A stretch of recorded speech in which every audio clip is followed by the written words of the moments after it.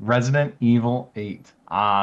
Before we get into what your sentences here, I just got to give my overall review because I've been playing it for the last 3 nights. Basically started it this weekend. I got the the discount pack to get Resident Evil 7 with all the expansions and the expansion for or the add-ons for episode or Resident Evil 8. So I bought them all and I played through Resident Evil 7 the last couple of weeks and I finally played it this weekend.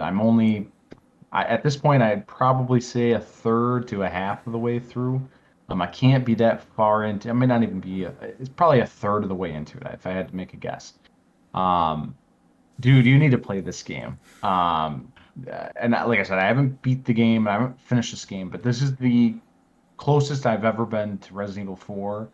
Like ambiance, gameplay, fear and horror aspects, sound design. It's the closest I've ever played a game, or it's the closest that I've ever seen to Resident Evil 4 in the way it captures everything. Obviously, this one's a direct sequel to Resident Evil 7, so it's all Ethan Winters, same character. It's everything's in first person. It's not in third person like Resident Evil 4, but my God, the first night I played it, you go through the woods, in Resident Evil 4, the first scene, you get in that car accident or whatever. Remember, you're in the truck and then the Singing Kumbaya. correct. And then you get out of the truck and you're kind of walking through the woods to get to the village. Yep. And then once you get to the village, all hell breaks loose, chainsaw guy comes, all the villagers turn on you and all that good stuff. Very similar beginning to this, like almost identical. Almost identical. Because you get to a village and same kind of thing happens, but it's the sound design that's terrifying. I'll put in my Turtle Beaches and then uh, draw the shades in the middle of the night, turn off all the lights in the house, and I'll play this. And I was playing this, and the dynamic sound where I'm walking through this forest, and you can hear the crunching of your feet through every footstep. And I'm not even playing it on a Series X or PS5, but I'm sitting there, I can hear my own footsteps, my own breathing, and all of a sudden I hear something running to my right. So I go like this. I can see something kind of flying out of frame real quick. I can't even catch it, it's so fast. And then at the second I like just about to see it, I hear something closer to me on my left side. And that's how probably the first hour of this game runs. It's just And it messing is with you. terrifying. I couldn't even, I turned it off after like an hour each night because I was like, I, and I don't know how long it is because yeah, it was like I said, it's the closest I've ever got to it.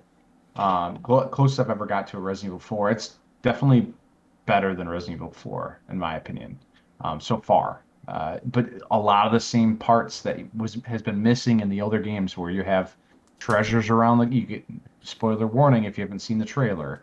You eventually get into a castle, just like in Resident Evil 4, and then you can find treasures everywhere, and it's you can some treasures can be combined together to get more value. Then you can upgrade your guns, just like you did in episode Oh, Resident Evil they do 4. that in this one too?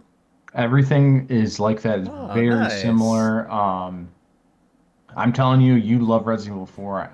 You will love this game, Gabe. Honestly, I play I the don't hell even out like of the horror. Resident Evil 4. I mean, I don't even like horror movies or games, but I love Resident Evil 4, and it is, like I said, I can't say how far I've gotten through it. I've gotten past the castle. Oh, okay. So, that's got to be a third to a half of the way through the game.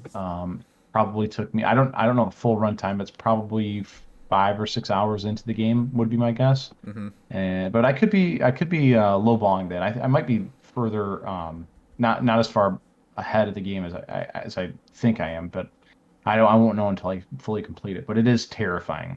The first person perspective gives you um it definitely makes things scarier. Like think about if you played Resident Evil 4 in first person. You It could would if you're in definitely be VR. scarier. Yeah, yeah. So, and I don't know if you ever did that, but this like things sneak up behind you, and it is pretty terrifying. And there's some, honestly, I think they took some inspiration from Dark Souls, especially in the castle. Like there are definitely some parts of that where it's like, oh, this is totally Dark Souls. And then go back into the castle. This kind of leads into our big thing here is Big Mama. Lady. I can't remember what her name is, but the Lady big D, vampire lady, Lady Lady D. D, Lady Yeah, her D. name. I can't pronounce her full name, but um, yeah, she's terrifying. So like in game, yeah, she is. Everyone online is like drooling over this chick, and yeah, I can definitely see it. I don't know what your your thoughts are because you haven't played the game, but you've seen the videos. Oh yeah, I've I can seen definitely see it. I've seen the She's fan pretty art. terrifying. She's I haven't seen fan art yet, but I can only imagine. I've seen mods, the mods. So thick Lady D and all that. So Yep. um, it's she's pretty great. She's a great boss. I've played, I've fought her already. So I don't I have a feeling she's gonna be kind of like Jack Baker. I think it's Jack. No, Jack's the Yeah, uncle. Jack. Yeah. Yeah, it was Whoever the Jack. Baker You're right. dad is. Yeah, Jack. I have a feeling he's gonna be like him and come back, or she's gonna come back. But we'll see. I don't know what to expect, but that whole castle sequence where you're basically it's like in Resident Evil 2, the Resident Evil 2 remake where you have Mr. X. Mm-hmm. It's like that where you have her chasing you like all the time. Like she's almost there all the time. Oh, oh Um, no. yeah, and then you also have her three daughters that are always chasing you too. So you got four And people chasing you in this castle.